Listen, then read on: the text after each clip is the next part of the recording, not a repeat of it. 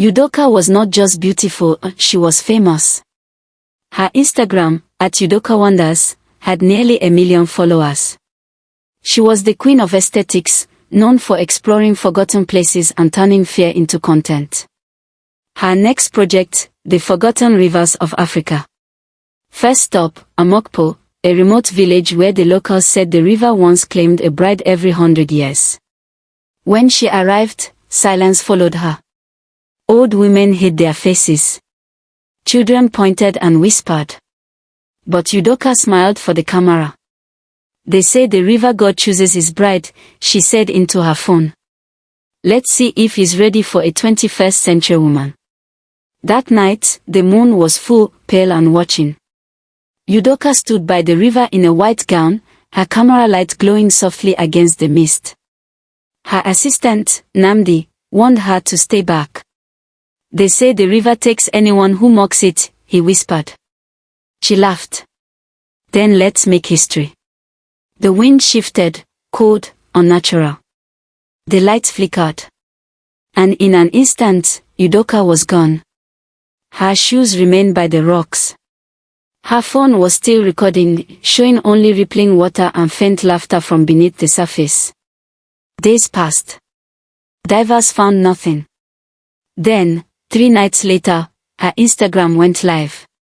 She appeared on screen, underwater, calm, eyes glowing faintly blue. I've seen things you won't believe, she whispered. The river is alive, and it's been waiting. When authorities traced the stream, the signal came from beneath the riverbed itself. From that day, strange things began happening in Amokpo. At night, the river roared though no wind blew. People heard Udoka's voice in their dreams, soft, calling their names. And when she called, the next morning, they woke with mud between their toes. 3 weeks later, 50 kilometers away, Kelechi, a struggling YouTuber, sat in a small room in Isioma, editing a video titled "The Influencer Who Drowned for Views." He was covering Udoka's mysterious disappearance, hoping the trending topic would boost his channel. As he edited, a faint voice whispered through his headphones. The river remembers, but the root still sleeps. He froze. He replayed the clip, nothing. He checked his mic, still nothing. But when he looked up, muddy footprints trailed across his floor. That night, he dreamed of a woman standing under a giant mango tree, her eyes glowing faintly blue like Udoka's. She whispered, "If the river called her, the tree will call you." When Kelechi woke, there were mango leaves scattered on his bed.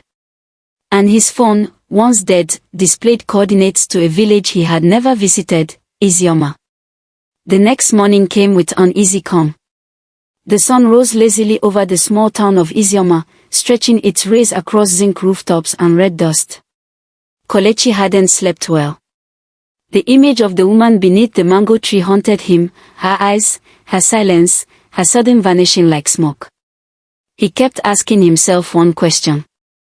Was it a dream, or something else? Later that day, Kelechi walked to a nearby cafe, Urban Roots, a place where young people gather to walk, argue about politics, and pretend life was simple. He sat by the window, laptop open but untouched. His phone buzzed. A message. From an unknown number. "You saw me, didn't you?" Kelechi froze. His eyes darted around the cafe. No one looked suspicious. He typed back. "Who is this?" No reply. Only 3 dots appeared, then vanished. Moments later, the door creaked open. And there she was. The same woman. The one from the mango tree. Except this time, she wasn't glowing. She was real. Her name tag read Adiku, and she carried a tray of drinks, walking like someone who had been human all her life, yet something in her eyes whispered eternity. When their eyes met, the words seemed to pause. The hum of conversation dimmed. The background music faded. "You look like you've seen a ghost," she said softly. Kelechi stuttered, "Maybe I have." A faint smile curved on her lips, not warm, not cold. Just knowing. Over the next few days, Kelechi found excuses to visit urban routes. Sometimes he ordered coffee. Sometimes just water. But always, he left with more questions than answers. Who was Adiko? Why did she appear under the mango tree? And why did she seem to know what he was thinking before he said a word? One evening, as rain began to fall and thunder roared in the distance, Adiko finally spoke. You think this started yesterday, Kelechi, she said, her voice low. But it began long before you were born. That tree holds what your bloodline owes. My bloodline, he asked. She nodded. The mango tree isn't just a tree. It's a keeper. Your ancestors made a promise, and you're the one who must finish it. The lights flickered. A sharp gust of wind blew the door open, and for a second, Kelechi saw the reflection of a different Adiko in the glass, dressed in white, from another century, staring back with eyes full of sorrow. Then, she was gone. Only the modern Adiko remained, standing before him, whispering words that made his heart pound. Meet me there. Tonight. Under the mango tree. That night, the rain had stopped but the ground still smelled of earth and secrets. Kelechi arrived, flashlight in hand. The tree looked different, alive. He could feel its heartbeat through the air. Adiko stood there, barefoot, the hem of her dress touching the wet soil. Do you hear that? She asked. He listened. At first, only silence. Then, faintly, voices. Whispers layered upon whispers, like echoes from another world. They spoke his name. They spoke hers. And then one voice rose above the rest, deep, ancient, commanding. The debt must be paid. The earth trembled slightly. The leaves rustled though there was no wind. Kelechi turned to Adiko, fear and curiosity clashing in his chest. What debt? She looked at him, eyes glistening with tears. The one your great-grandfather never kept. The mango tree doesn't forget. The night had barely passed, but Kelechi couldn't forget the voices from the mango tree. They didn't sound like ghosts from movies or old tales, they sounded human, like echoes of pain and memory carried through time. He didn't sleep. He couldn't. At dawn, he found himself sitting by the window, watching the fog roll through the red dust road of Isioma. His phone buzzed again. A message from the same number. Don't be afraid. It's not a curse. It's a memory trying to find peace. No name. No emojis. Just those words. Later that morning, Kelechi visited Mama Ngozi, his grandmother. She sat outside weaving baskets, her eyes cloudy but alert, like someone who'd seen too much of both life and death. Mama, he began slowly, what do you know about the mango tree? The basket stopped midair. Her hand trembled. Who told you to ask that? I just saw someone there, he said carefully. A woman named Adiko. She said our family made a promise. Mama Ngozi's lips tightened. Adiko, she repeated, her voice dropping. So she's returned. Kelechi frowned. You know her? She nodded, slowly. Adiko was your great-grandfather's betrothed, before the war. When he was taken to the army, she swore she'd wait for him. But he never returned. Years later, when he came back, he had another wife, my mother. She paused, eyes fixed on the horizon. They say Adiko cursed him, not out of hate, but heartbreak. She planted that mango tree in his compound and said, as long as this tree stands, your sons will never rest until my soul does. Kelechi's chest tightened. So what does she want from me? I don't know, Mama Ngozi said softly. But if she's appearing again, something in her story is unfinished. Before he could respond, the radio on the veranda crackled to life by itself. An old voice whispered through static. Kelechi, the tree remembers. Mama Ngozi gasped and made the sign of the cross. The radio went dead. That night, he went back. He couldn't stay away. The mango tree glowed faintly in the dark, its roots illuminated like veins of fire. Adiku was already there, her white dress fluttering even though the air was still. "You spoke to her," she said quietly. "Your grandmother?" He nodded. "She told me about the promise." Adiku stepped closer, her eyes shining like dew in moonlight. "Then you know why I'm here." "But what she didn't tell you is how it ended." "How?" Her gaze fell to the ground. "Your great-grandfather didn't just abandon me. He betrayed me. I was pregnant when he left. When he came back with another woman, I begged him to acknowledge the child. He refused. I died that night beneath this very tree, giving birth to a son who never drew breath." The silence was heavy. The air thick. Kelechi swallowed hard. "And the debt?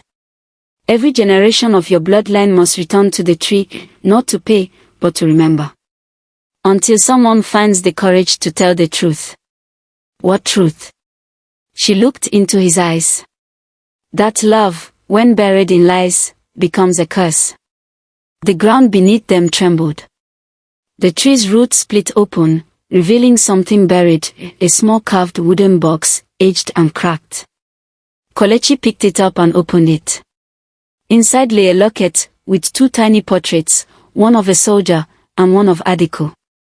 Suddenly, his phone began to record on its own. The camera pointed at the tree. The screen flickered. Then, his great-grandfather's voice echoed from the speaker. "Forgive me, Adiku. Forgive me, please." The wind howled through the branches, and the mango leaves began to fall, hundreds of them swirling in the moonlight. Adiku stepped back, tears streaming down her face. "It's done," she whispered. He finally spoke the words. Her body began to dissolve into faint golden light. "Wait," Kelechi cried. "Will I ever see you again?" She smiled softly. "Whenever someone loves and forgets, I'll be there, reminding them to remember." And then she was gone. The next morning, villagers gathered around the mango tree. For the first time in living memory, it had borne fruit, sweet, golden, and heavy with scent. Mama Ngozi wept silently as Kelechi brought her one. "The curse is broken," she said. But that night, when Kelechi scrolled through his phone, he found a new video in his gallery, one he didn't record. It was the mango tree. And Adiku's voice whispering. "Every tree keeps a secret. Yours just learned how to speak." The mango tree bore fruit that morning for the first time in 100 years. The villagers called it a miracle. The old men poured palm wine to the gods. The women danced and plucked the golden fruits, saying the land had finally forgiven them. But Kelechi couldn't smile. Because deep inside him, something had changed. It began subtly. He would hear faint whispers when he walked past the tree, not frightening, just familiar. Sometimes it was a woman's voice. Sometimes, it was his own, echoing back to him. "Every tree keeps a secret," it whispered. "But not every man is strong enough to carry one." At first, he thought it was imagination, trauma mixed with curiosity. Until one evening, while editing a video on his laptop, the footage glitched. He froze. On the screen, instead of his face, appeared Adiku's reflection, eyes calm, lips moving silently. And behind her, faintly, the mango tree swayed in an unseen wind. He tried to pause the video. The keyboard didn't respond. Then her voice echoed through his speakers. "You freed me, Kelechi, but now you must finish what was started." The screen went black. That night, Kelechi dreamt he was standing under the mango tree again, but it wasn't nighttime or dawn. It was nowhere. The air was thick and golden. The tree towered over him like a living being, breathing slowly. Adiku appeared, but this time she wasn't a ghost. She looked alive. "You carry my memory now," she said. And with it, the gift, and the burden. What gift? He asked. She smiled faintly. The voices of those forgotten. Before he could respond, the ground trembled. Roots wrapped gently around his ankles, not to harm, but to connect. He felt something rush into him, images, names, stories, generations. He woke up sweating, gasping for air. And when he looked at his phone, the screen had recorded a voice note while he was asleep. He pressed play. It was him, speaking in a language he didn't know. Old, musical, rhythmic. Igbo from another century. Over the next few days, strange things began happening. People started coming to his house. A middle-aged woman he'd never met said her dreams were filled with Kelechi's voice, calling her by name, her grandmother's name. A man from a nearby village claimed the mango tree had whispered directions to Kelechi's home. Soon, others followed. Old, young, educated, uneducated, all drawn to him. Mama Ngozi became worried. You've opened a door that wasn't meant to stay open, she warned. Adiku's spirit is at rest, but you've awakened something older. Something that doesn't speak to one, but through one. What do you mean? He asked. She looked at him, fear in her eyes. You're becoming the voice of the tree. The whispers grew stronger every night. They didn't scare him anymore, they guided him. He began writing them down, strange phrases, forgotten names, proverbs no one had said in generations. One night, while live streaming on TikTok, his followers watching, laughing, commenting, something happened. The lights flickered. His eyes glazed. And in a deep, echoing voice not his own, he said, every seed carries a soul. Every soul seeks its root. The stream ended abruptly. When he came back to himself, his phone was flooded with comments, people asking if it was a performance, if he was okay, if they could hear the voice again. The video had already gone viral. But something inside him whispered. It has begun. The next morning, he found a message carved on the trunk of the mango tree. Fresh, though no one had touched it. The voice must return to the source. He didn't know what it meant. But that night, as he stood beneath the tree, wind swirling through his hair, he saw them, dozens of figures glowing faintly among the roots and branches. Men, women, children, generations of souls tied to forgotten stories. Adiku's voice rose among them. You were chosen to remember, not for yourself, but for all who were silenced. The earth hummed. The fruit on the tree glowed like lanterns. Kelechi's eyes filled with tears. He realized this wasn't the end of a curse. It was the beginning of a legacy. The next day, Kelechi started a new YouTube channel, one that told stories whispered by the tree itself. Each story was ancient, true, and hauntingly familiar. His first upload went viral overnight. Not because of the story, but because halfway through the video, viewers swore they heard a woman's voice whispering between his words. A voice that didn't belong to him. Remember me, always. The video had reached 1 million views overnight. Comments flooded in, thousands claiming they heard the whisper. Some said it was fake. Others said it wasn't Kelechi who spoke at all. But Kelechi knew. He hadn't slept. Every time he closed his eyes, the voices grew louder, not one or two, but hundreds, each speaking over the other, telling their stories, begging to be heard. He tried to shut his laptop. It turned on by itself. A new video file appeared on his desktop. Title, The Root Calls Back. He clicked play, and froze. It was footage of him under the mango tree, recorded from an angle no camera could have taken. In the background, dozens of glowing silhouettes stood among the branches. Then one voice cut through the noise, soft, firm, familiar. The fruit has ripened. The root remembers. It was Adiku. By evening, people began gathering again. Not by accident, but by instinct. Families arrived from neighboring villages, drawn by dreams, by whispers, by the same unseen pull. Even strangers from the city came, holding their phones, live streaming, recording, curious and fearful. Kelechi stood before them, his heart pounding like a drum.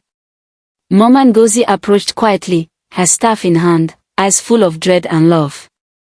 "It's happening again," she said. "But this time, the world is watching." "Then let them watch," Kelechi whispered. "The voices deserve that much." The mango tree swayed though the air was still. Its fruits glowed faintly, not gold this time, but deep amber, like living fire.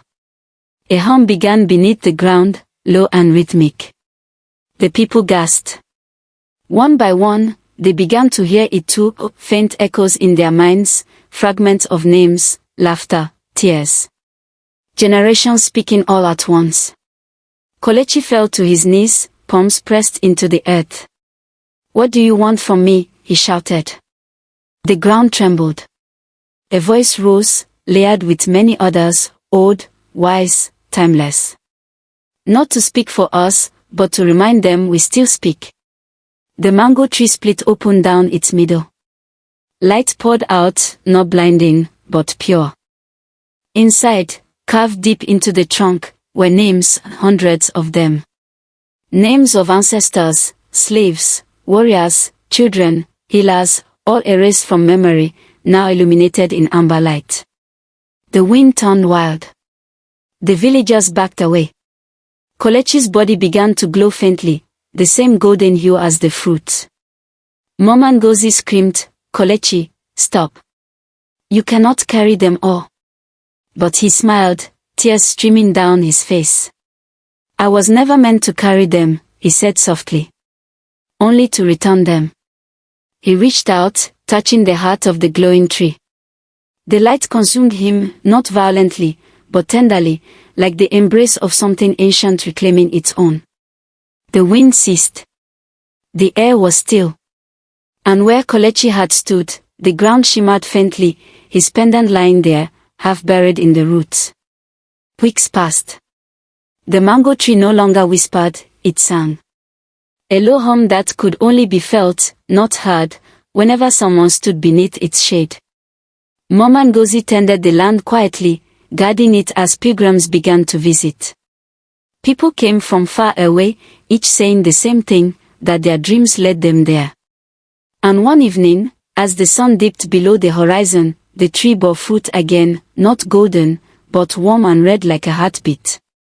A child ran up to pick one. As she touched it, she heard a voice, gentle, calm, familiar.